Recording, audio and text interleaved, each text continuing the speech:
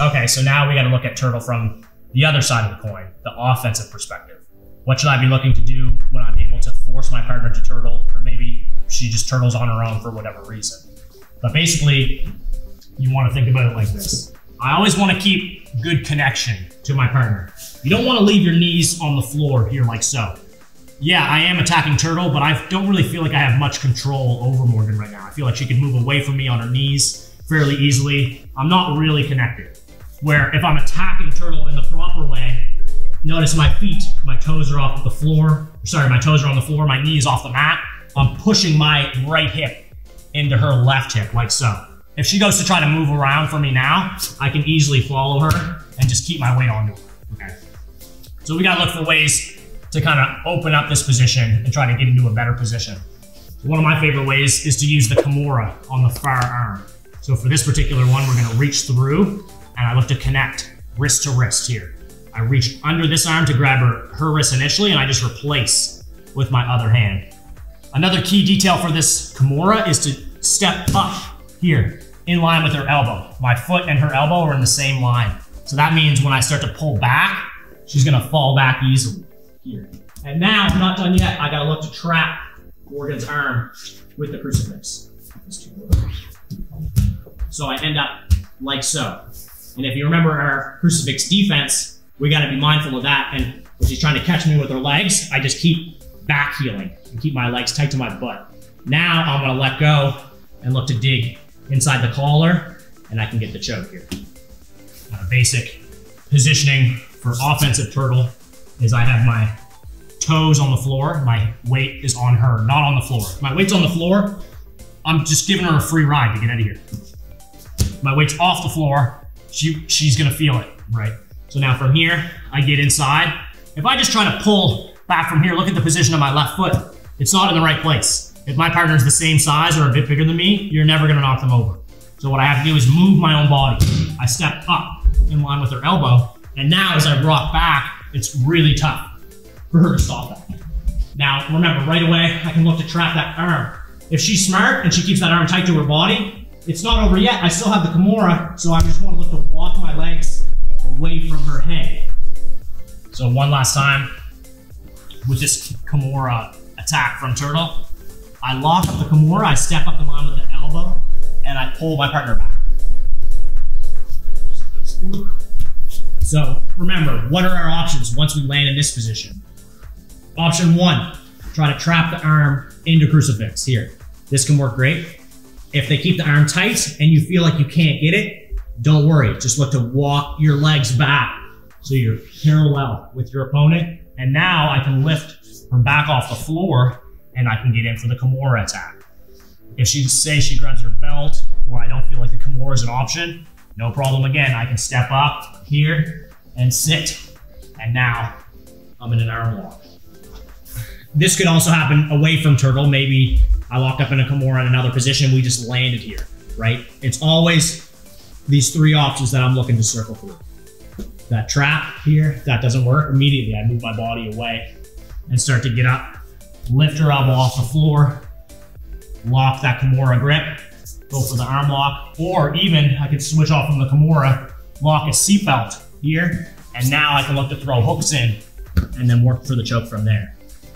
So this Kimura is a great option. I always tell people, once you lock the Kimura, you don't ever want to let it go, because you should be able to get something out of it offensively, whether it's crucifix, the actual Kimura itself, arm lock, or that.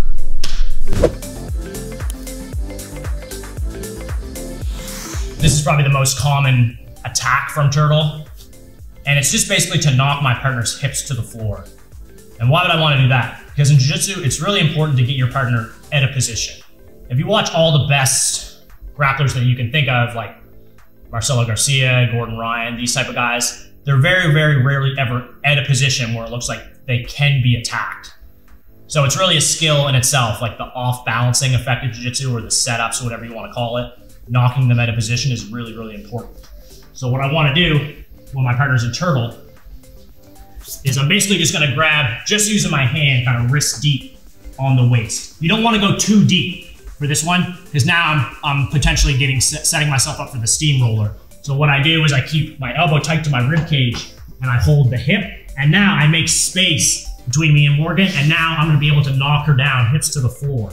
It doesn't seem like much, but if Morgan turns a little bit, you can see this big gap of space between her elbow and her hip. This is where I'm gonna look to shoot my hook, my left leg. 9 times out of 10, the person's gonna wanna go back to where they were and go back to turtle, and that's when I shoot my leg in on the inside of her leg and bring her hips to the floor again. So we should end up like so. I have one hook on the back, I have the seatbelt, and now I'm in a situation where I'm gonna look to get that second hook. She's probably gonna look to stop it from coming in, and then I can transition to the choke. I'm attacking turtle, okay? I can also do this switching sides, okay? Just to give my partner something else to think about. And switch sides on them. Now I look to get that tight waist grip, knock them over here like this. As soon as she's opening up that space, my leg's going through, and then I bring her hips down to the floor again. So we land here. I can immediately look to threaten the choke, look to trap an arm. I'm right away on the offensive in the best position that I can be in. So one last time, I'm attacking from turtle here. And you're gonna wanna be able to throw different things at your partner to keep them guessing. Maybe I can pretend like I want that clock choke, like I'm trying to dig in for it. She tightens up. She protects her neck. That gives me the opportunity to knock her hips to the floor. As she goes back, I shoot that hook in like I'm doing a baseball slide. And then I bring her back, and now immediately I'm gonna look to get on the choke. Okay, this is another move where you can knock your partner over and try to take advantage. And we used to just call this one the Jacare. Jacare Souza is a awesome jiu-jitsu and judo black belt. I stole this move from him.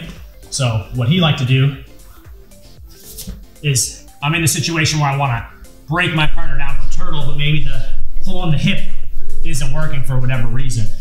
What I'm gonna look to do is use my far hand in this situation and try to grab the far lapel of Morgan lifts up, just to kind of show I have this lapel. And now what I'm gonna do is I'm gonna run to the other side, keeping that lapel in my hand, and now this creates a really strong pull that I can knock her down. As she goes back to turtle, I keep that lapel and I shoot the hook in, okay? If I want, I can look to throw hooks in while I'm kind of over top, but it's always my preference just to knock them back down here and kind of sit into the back rather than to try to jump for it. So again, just like this way a little bit. So I'm attacking from turtle. I try the knock over, but her base is too strong. No problem, we get this hand in and I grab the far lapel here. As I switch around to the other side, I can already feel this lapel is kind of tightening, and now I use that pull on the lapel to knock her over. As she goes to go back to turtle, the hook goes in, my left toes are on the floor, I pull her back again, here. Just repeat the same movement, and now we can look to get into a submission. So nothing too flashy, you just kind of want to keep it nice and basic when I'm attacking from turtle. So I'm not able to get a choke, I'm not able to get the knockover. I just find the space, get that far lapel, and now I gotta switch sides. I'm gonna dance over to the other side, knock her down, and then I'm looking to shoot that near hook. Here, knock her down again, and then we're looking to set up into whatever choke that you like from there. Okay, here's a little bit of a flashier move that actually does work when you're looking to attack from turtle. And you can kind of almost get into this twister hook. It's kind of like rolling back take. So how I set this one up is I'm gonna look to put my left knee inside here like this. Just enough so it's in between Morgan's elbow and knee space here. If she's really able to close that up tight, here what I do is I just kind of jump my knee in and kind of force it in here like this. Now, just turn a little bit, 180. What I do from here is I look to control her legs here. Forget about her upper body at this point. The lower body is the focus for this move. I grab the shin, both hands, I step up on my right foot, looking to step over her ankle. Why do I do this? Because now as I fall back, look at the position that we're in. Here, I have her leg tied up. Now what I like to do from here is bring my left foot over top of my other leg, just so it's in front of Morgan's calf. And now I can extend my legs, and I'm looking to get this shoulder. Why is it important to get this shoulder? Because now I have Morgan's left hip and right shoulder. If she tries to get away from me now, it's gonna be nearly impossible. And then I just adjust bringing my other hook over, and then I feed the choking. People often don't think about this one as you're attacking turtle, so it's a good one to throw at them. I'm here, this knee's gonna go inside, on the floor here. Now, it's important that I step over the foot, because if I don't step over the foot here, she can just run her hips away from me. So I need the control over the leg. So that comes from knee in, grab the far leg, step up on this right foot, so I have it trapped. And now I fall back here, like this. Now, this could potentially be dangerous. You could also get your back taken here. You really have to know what you're doing. So just know you need the power of both legs on her far leg. Sometimes I'll even try to kind of step on the calf muscle, and now I can push her down here below my hips so I can get that shoulder grip set for the seatbelt. So I'm here attacking the turtle. My right knee goes in, okay? I gotta step my left leg up over the ankle, and now I control the foot. Now as I rock to my back here, Morgan should be basically trapped. If she tries to get away, it's not gonna be easy because I have both legs and both hips controlled. Now my right foot goes over, kind of making an X with my legs on her calf. And now I can almost kind of slingshot and throw her, looking to get that far shoulder, replace the hook, and now we're working on the back, okay? You could also do this move if you already have a hook in. Say it's an arm drag situation. I'm here, I arm drag. Here, I get up. I already have one hook in from the turtle. I could just look to grab the shin, post my foot, and pull her right back from here. Same situation. Throw the leg by, kind of slingshot, get to the shoulder, and then we're always looking to get the submission. Okay, so as I mentioned before, everyone probably has a guy at their gym that's really good at the steamroller. When that guy goes to turtle, you're almost kind of scared to try to grab a hold of them because they're gonna roll you and reverse you. But there's actually a move that I really like that if the person does try to steamroller, I don't worry about it, I just go with it and I actually end up with them in a crucifix. So let me show you. If I'm attacking Morgan from turtle, and I was a little careless, she's able to grab my sleeve and start to roll. I don't want to resist this move. If I resist, I'm gonna get sent flying. So as soon as I feel myself start to get kind of pulled in that direction, I'm gonna go with it and I'm just gonna try to go and jump behind Morgan. Just trying to land like this. And very quickly, I'm gonna have to look to grab this arm and tie it up with my legs, okay? Now I have her in a crucifix. And we gotta be careful with our leg position here. I don't wanna leave my legs so Morgan can grab them with her legs, okay? I bring my heels back to my butt, like so. So if she tries to go to grab for my legs now, it's not gonna be easy, and I can start to threaten the choke. So remember, steamroller, she gets a hold of my wrist, she traps the elbow, and she rolls me. Here, I go with it, looking to trap that arm, okay? Now, different ways we can handle the crucifix. We can go with the Kimura lock or the seatbelt lock.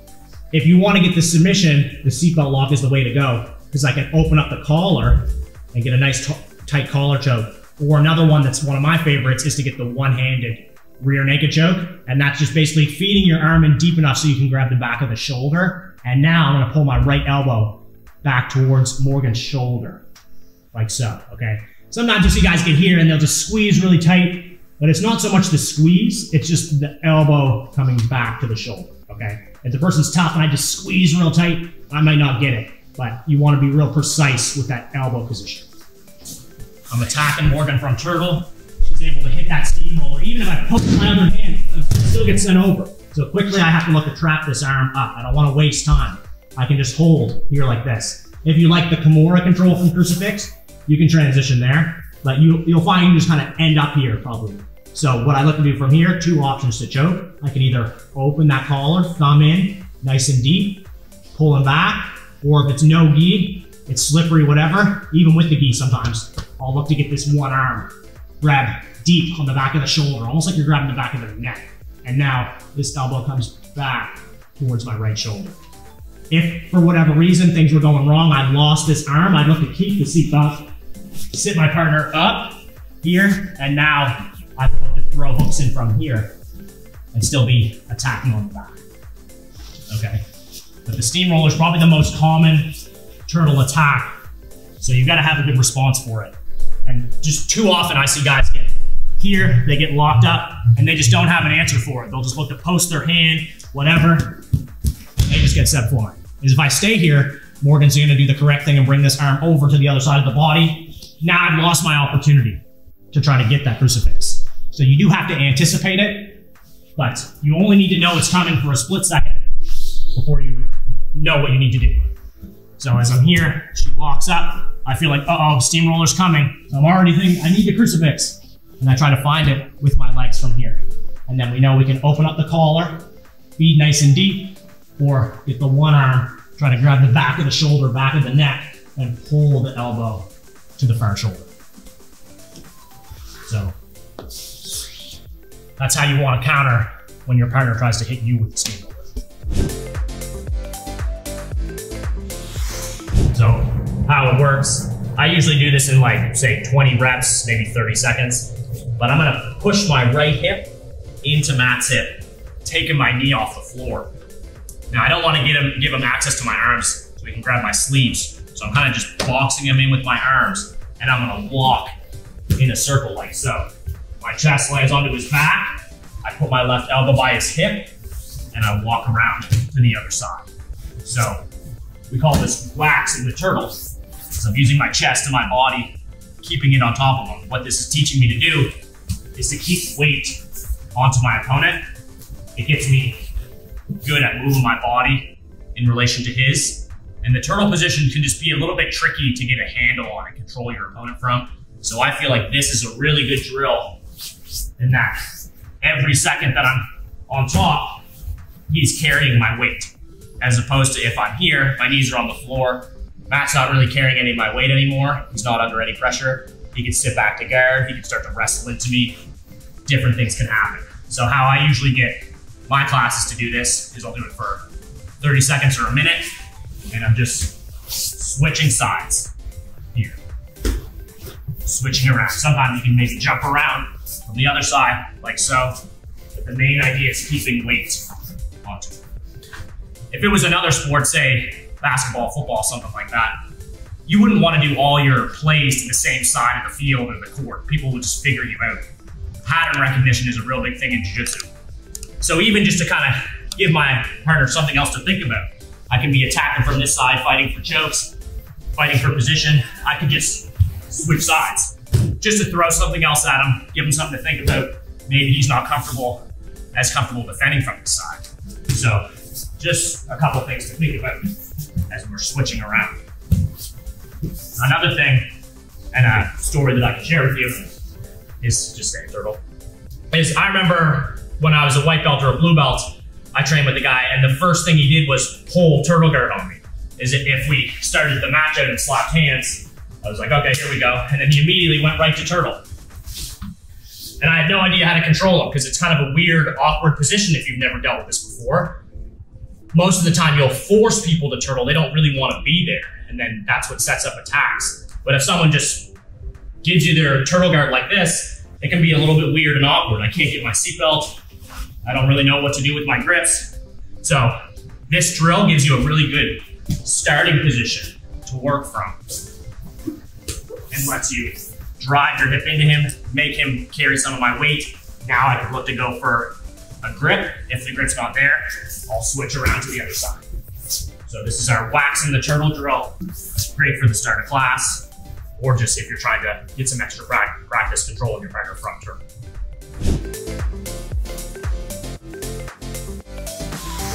Okay, now let's take a look at how we're gonna attack our opponent's base when they're in turtle. So if Matt's in turtle against me, he's quite sturdy here. If I just try to push him over, he's got wide enough base that it's not gonna be easy.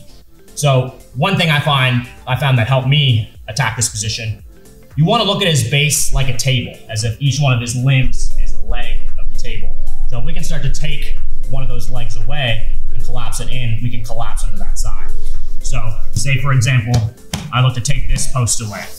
I'm controlling from turtle. Maybe I get a grip underneath his body and I get a hold of this elbow. If I can just collapse it in and drive him over the shoulder, it's gonna be tough for him to maintain that. And now I can start to smother him into seconds. Same thing with the near shoulder. If I was able to collapse this shoulder, maybe I get inside and get a wrist grip here. See, now I can start to bring his hand into his body. Now I can start to tilt him over to this shoulder, put him down. I can transition maybe to Kimura, back control. Different things can happen. But if you just try to attack your opponent's base and you're trying to push him over and pull him, you can end up wasting more energy than him. You don't want to do that when you're in a position like Turtle. So what you need to look to do is to try to take out one of these posts. If I want to go for the leg, I get the outside of the knee, I just pull the leg in like so, and I'm trying to drive it towards that post here. And now I look to control the head. Head control is one of the most important things from the dominant positions. So, like I said, rather than just trying to push your partner around, sometimes you'll see guys jump over and try to throw hooks in like this. To me, it's just not very efficient. Think about him like a table. I'm not gonna knock a table over if I just run into it or push it over. I could even maybe get a grip on the far leg and start to lift him up here like this. Oftentimes guys aren't gonna like this. They'll fight to put that leg back down. That gives me space to maybe switch and get the post on the other side. So try to look at him like a table. I can mix in some of these drills, switching over to the other side. Maybe this time I try to get the far knee on this side. Now I can start to collapse him down here. And I just keep weight onto him, looking to pin his back to the floor and land into side control. So try to take him out, take one of those posts out, think of him as a table, and you'll be able to break him down from turtle a lot easier. Okay, now I'm gonna show you guys the clock choke. This is kind of seen as an old school move, but it's something I've used since blue belt. It's worked awesome for me. I think it can work great for you too. When I wanna hit the clock choke, this is a very gi specific technique because I'm grabbing inside the collar. So how this works, I'm controlling my opponent from turtle. I need a grip over the shoulder. Remember, this is a dangerous grip in Matt's position because this is a choking grip. I get my thumb inside. There's two variations we have for grips on the clock choke. I'll show you both. I'll show you the strongest version first, and that's with both lapels. So you don't need to be too deep with the clock choke. You basically just want to be thumb in about the middle of his neck. It doesn't need to be super tight. With my other hand, I'm gonna actually grab the other lapel. So if Matt lifts up here just to show you guys, these are the grips that we're working with here. I have both lapels. So what I do from here is I pull my elbows tight to my body, and now I'm gonna slide down Matt's back with my chest like a slide and put my head on the floor. Now once I put my head on the floor, it locks everything in. Matt's not gonna be able to pull back, pull away from me. It locks his head into position, and now I drop my hip onto his neck as I walk into a circle and apply pressure for the choke. Very tight. So again, we got our grips here and here like so. Now, lots of people are able to get these grips successfully, but a common problem that I see is people will try to hit the clock choke, but their head is up off of the mat here. Why don't I want to do this? Why doesn't this work as effectively? Because it doesn't keep his head and his shoulders pinned to the floor. And if Matt's a big, strong guy, he can start to lift his head or grab a hold of my leg. I feel like things are falling apart. And now that's no good. So think about just catching his head in this clock choke. It'll make it much tighter. As I get here and here, now I take the extra step to keep pressure and slide down and put my head on the floor. So my chest is directly behind the back of Matt's head. All my weight is basically on the back of his neck. Not a very comfortable feeling for him. And now I use the pressure of my hip and the weight of my hip, and I just walk and keep my grip tight. Just to keep a tight fist with those grips. The variation that I will sometimes use, instead of grabbing the other lapel, is I'll sometimes grab the far wrist. Why would I do that? Just because it's kind of the quick and dirty version of the clock choke. Sometimes maybe that other lapel's tucked away. I just feel like I'm not going to be able to grab it as quick as I want to. So sometimes I'll get the first grip and I'll control the wrist. But you're giving up a little bit of tension and control if you don't grab that other lapel. it is a little more likely that he might escape or he might be able to avoid getting choked here. But it's the same idea. I keep the wrist, I put my head on the floor, and now I just walk into a circle. Sometimes you might see guys almost rotate and do a total 360. I'll take some of the pressure off the grip just to show you, but if my grip isn't set here, let your body weight do the work. Don't focus too much on pulling. Let's say maybe my grip isn't set correct on this side. Matt might start to follow me with his legs, and you might see something like this. We keep walking, but as long as I'm able to maintain that tension and keep my grip tight, I should be able to win that battle as we're walking into a circle. He's just getting more and more tired. There's more pressure and weight onto his neck. You should be able to get the submission out of it. So one last time, our 2 variations with the clock choke are to hold double lapels. That's gonna be the tightest version. Always putting our head on the floor here, forehead on the mat, and sliding my hip down. Don't lift your head up. It takes pressure off of the choke. Leave your head on the floor and let your body weight do the job.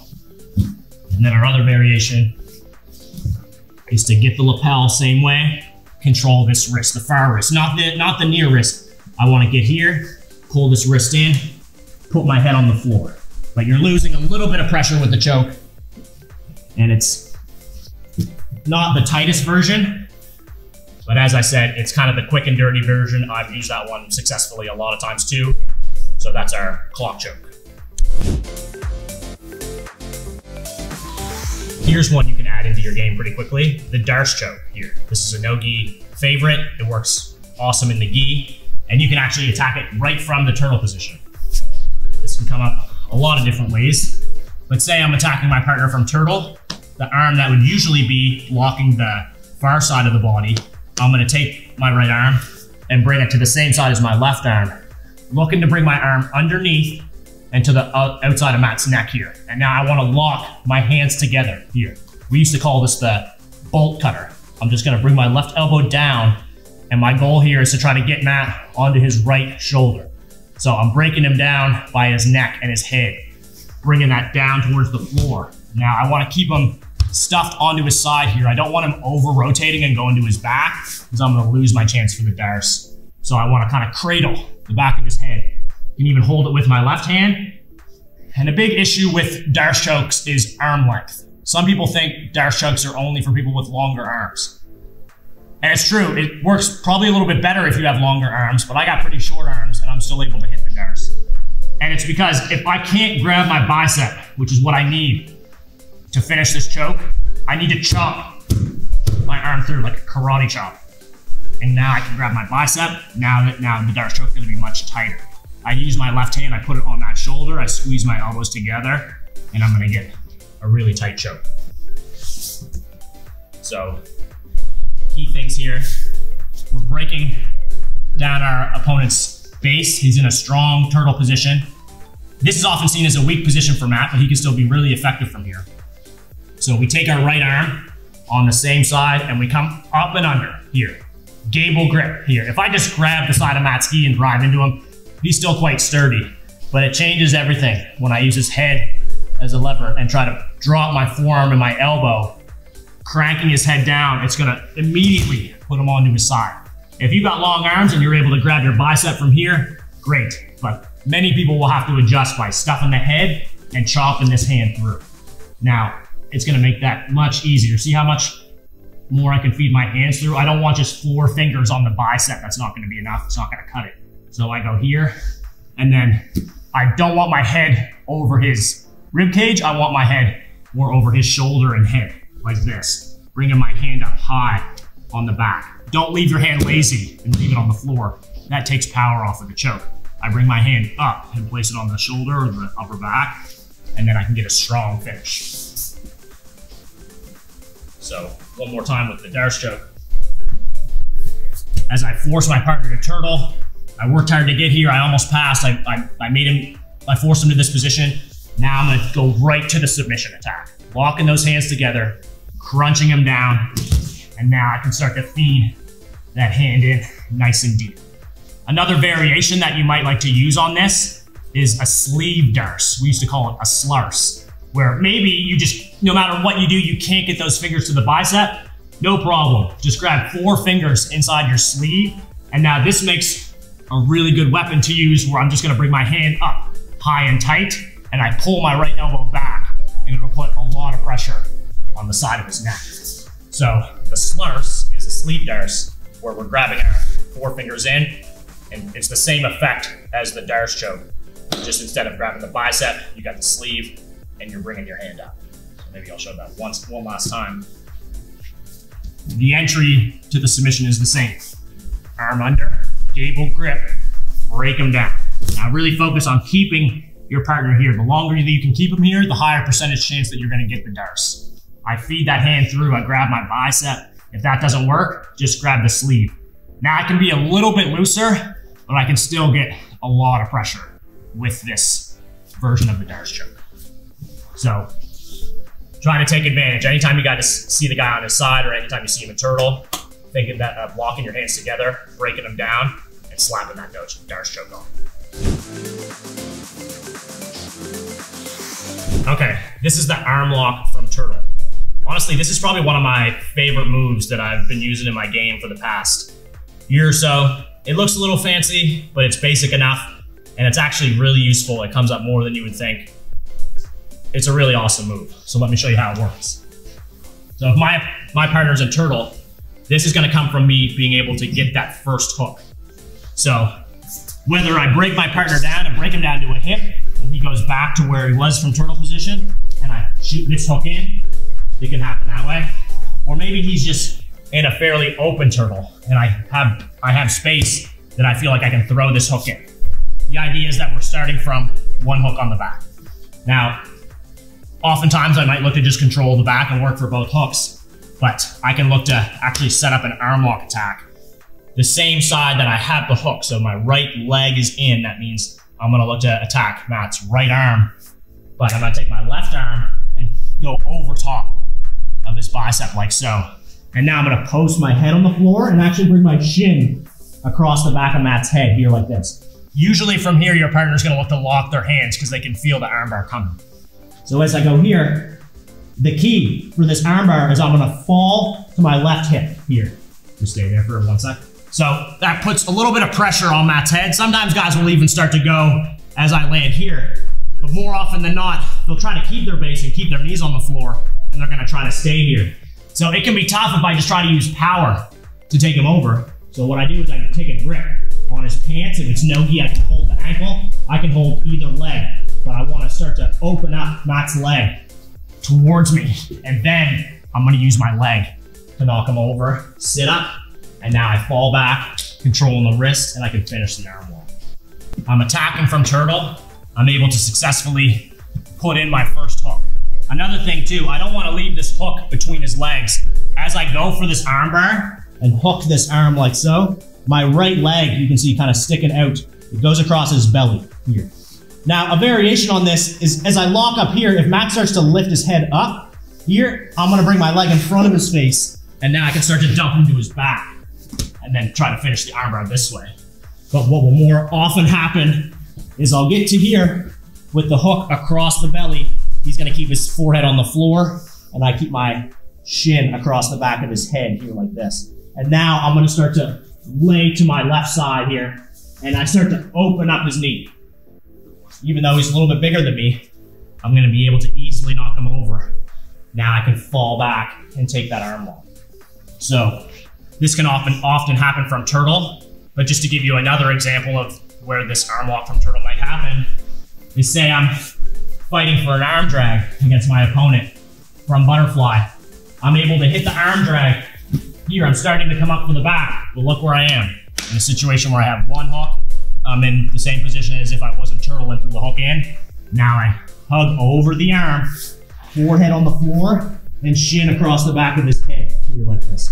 Now, make it easy on yourself. Fall to the side and grab that leg. If I just try to fight for the armbar here, try to use my leg to turn him over, it's never gonna happen until I pull this knee close to my face.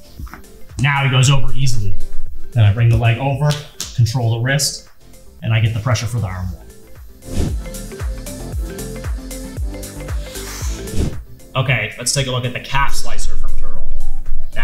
before I show you this, I must tell you, this is usually an illegal technique. Now, I know a lot of you love the greasy techniques out there, but I think it's important to learn some of these illegal techniques early because they will often become legal, sometimes more than you think.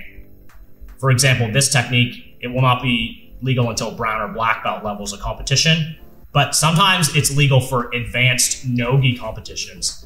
And that can be starting up 3 years and up experience. So in my opinion, I know for myself, I was someone that liked to test myself. So I was competing in advanced no-gi divisions when I was even less than 3 years experience, when I was probably 2.5 years. So I don't think it's crazy to start to practice things like calf slicers, heel hooks, things like this when you're maybe 2 years experience level.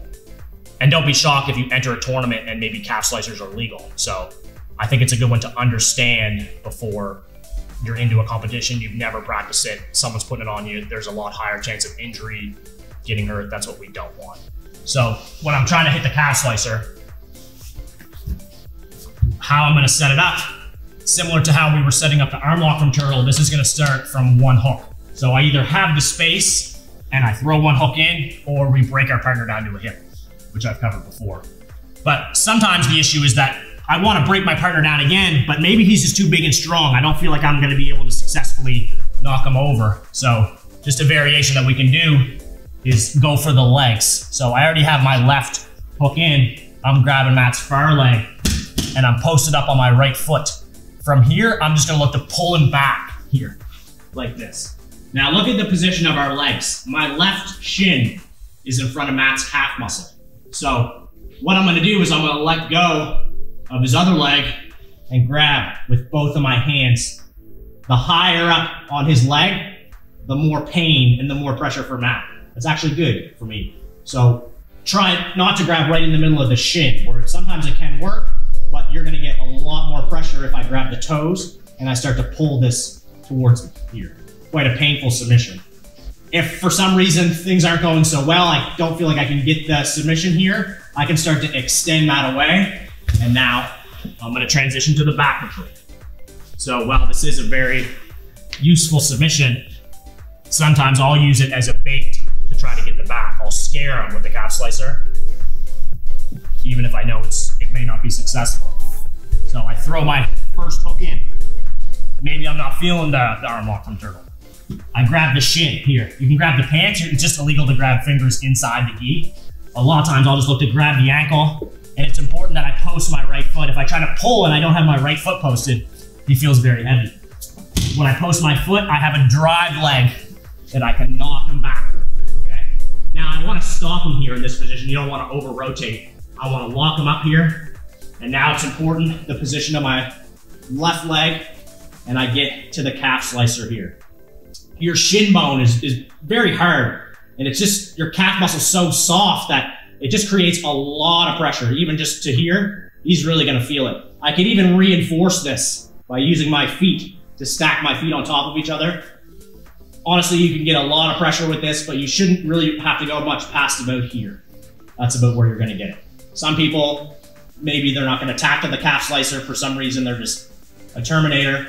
But if that's the case and I feel like this is not working, I'm gonna extend my legs, looking to control his hip and working towards the back control. So that's how I like to play that calf slicer. So that's the calf slicer. Try to think of it as a submission and a potential opportunity to set up that back control. It's great. Be very careful when you're putting it on your partner, unless they're brown or black belt that you're comfortable that they've been doing it a lot. If you put this on a white or a blue belt, trust me, their reactions can be quite animated and you might be quite surprised at how much pressure goes on with the submission. So that's the calf slicer. Now let's start to get into the front headlock, which is very closely related to Turtle.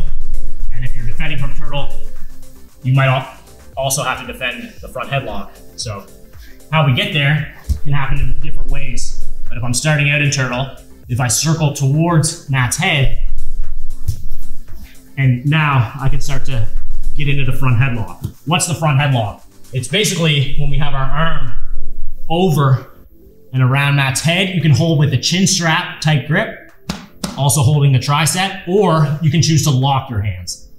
When someone locks their hands against you, that's usually bad for you and good for them. Good in my position, because this is a real sign of strength here. But the whole idea with the front headlock is it's not quite a dominant position, but it almost is. It's quite a bad position for Matt because I'm controlling his head. Never good when someone's controlling your head in grappling. And I'm able to keep a lot of weight onto him.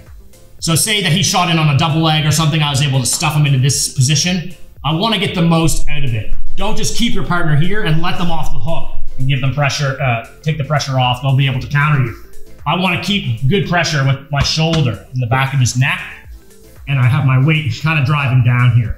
Because in a realistic situation, Matt's going to want to get out of here. So as he's moving around and trying to get out, I'm just keeping my weight down. So even though I'm a little bit smaller than him, it's fairly easy for me to control him because I have so much weight on the back of his head and neck, right?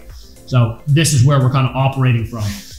Another thing with the front headlock, the wider that his arms are, the more that his neck is exposed. So you might see guys in wrestling when they're in the front headlock with their arms really wide because they're looking to go for single legs, wrap up legs, and things like that.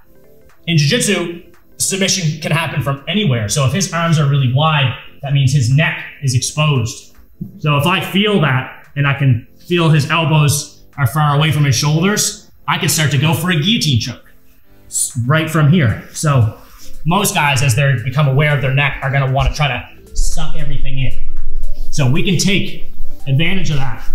I can kind of try to fake like I want the guillotine, like I want to attack the neck to get him to bring his hands in.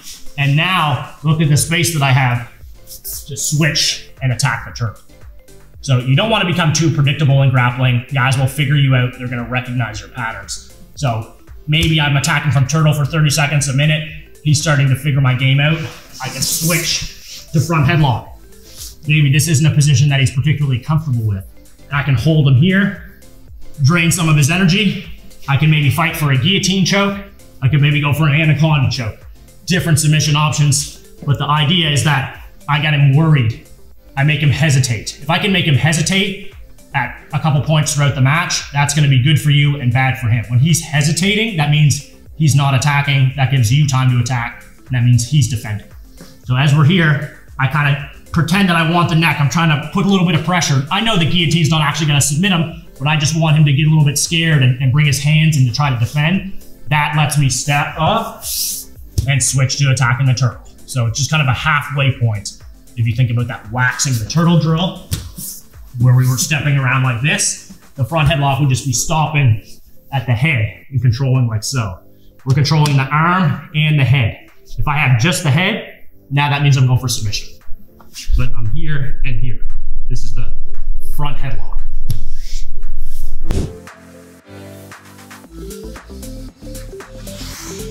Okay, here's the Anaconda choke. This is a really useful submission attack from the turtle. I've seen people set it up from half guard, various positions, but this is probably the top option from our front headlock, where I have control of Matt's head and shoulder. Now, for the Anaconda choke, I have to get Matt's arm across his body and across his center line. So how do I do that? I'm gonna lock my hands together, but if Matt's a big, strong guy, I'm not just gonna be, and he is, I'm not just gonna be able to pull and push this arm across. He's gonna keep this arm fairly stable. So what I do is a little bit of a lift, where I'm just lifting up just his head and his shoulder, and I'm gonna use my left arm and pop this arm across. Doesn't seem like much, but this took his post away. If he's got this elbow nice and wide, and I try to hit a roll, sometimes that might happen, which may have happened to you before from Anaconda. But what I need to do to prevent that is I do that little lift, push that elbow in. Now I'm gonna dive my head in the hole, and I'm gonna take that over, like so, here. So now, my preference for the Anaconda is to lock my hands from this position, where I'm gonna look to grab my left bicep. So I have my hands locked, I go to my bicep, and I try to bring my left hand high on the mat's ribs. Now I squeeze my elbows together, pulling my right elbow back towards my shoulder. This is gonna lock up very tight. I can even sometimes use my leg just kind of on top of Matt's arm to give a little extra pressure. And that's not necessary. Sometimes people see that as more of a flexible guy move to use your leg. It's good if you can do it, but it's not necessary. You should just be able to finish the Anaconda by squeezing those elbows together. So we're operating from here. We're in the front headlock here. I'm not just gonna roll immediately because this post is gonna stop me from being able to roll him. So I lock my hands, I pull and push this elbow across the body. Now, head in the hole. Sometimes guys prefer to lock the choke and then roll. Personally, I feel like there's too much potential for him to loosen the choke as I start to roll through. It can be nice if I land here and it's locked all the way up, but things get a little bit slippery sometimes. It can be often difficult to tighten up all the space in the gi. So this is my preference. Not saying that it's wrong to lock it up and then roll, but I find this just a little bit more efficient. And if you guys know Rafa Mendez, who's a legendary jiu-jitsu competitor, I know this is how he does his Anaconda chokes too. And I'm not gonna argue with that guy. So I get here, I lock my hands, head in the hole, and I'm using my whole body to rotate and take Matt over. Once I get him here, my chances for the Anaconda go up significantly. And now I lock my hands together. Just be careful that you don't give him access to your hand here where he's gonna start to grab my wrist. Exactly, now this is gonna happen. So look, I go from here to here. No real chance for him to grab my hand, but if I stick my arm out and grab my bicep, I'm gonna lose it. So hands high and tight on Anacondas. High and tight into that armpit. I grab my bicep and now I squeeze those elbows together here to get the pressure for the submission.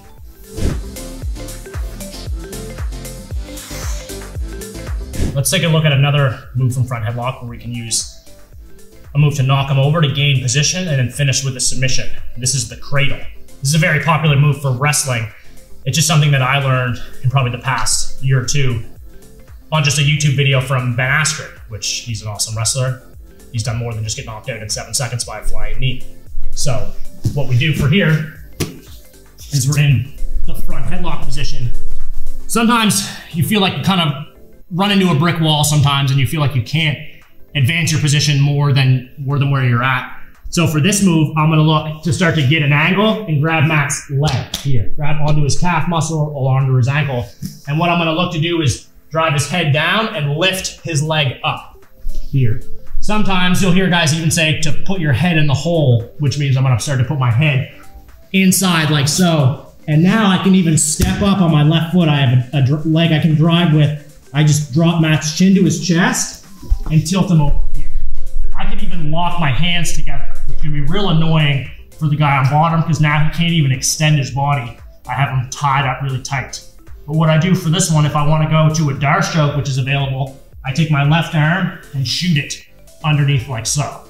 Now we've gone over the details of the Darce, so just know that it's potentially there once you knock him over and you have that arm crushed into his body. So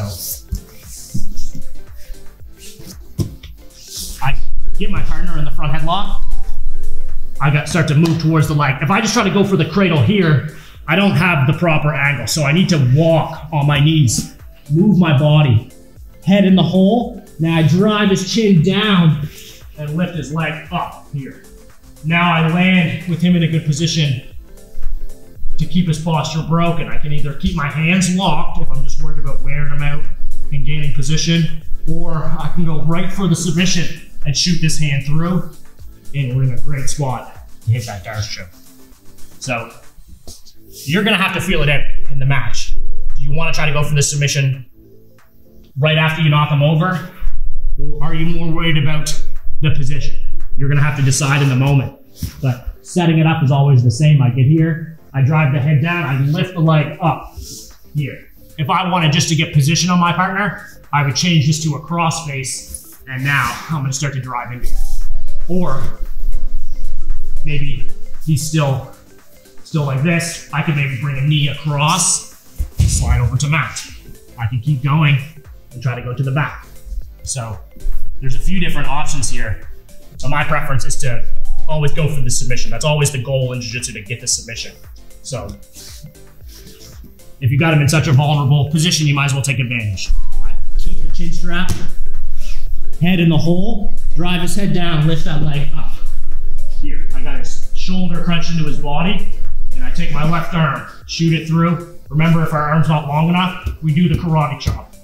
And now, I start to grab the bicep, squeeze those elbows together, and I finish with the Darce. So, that's our cradle from the front hip.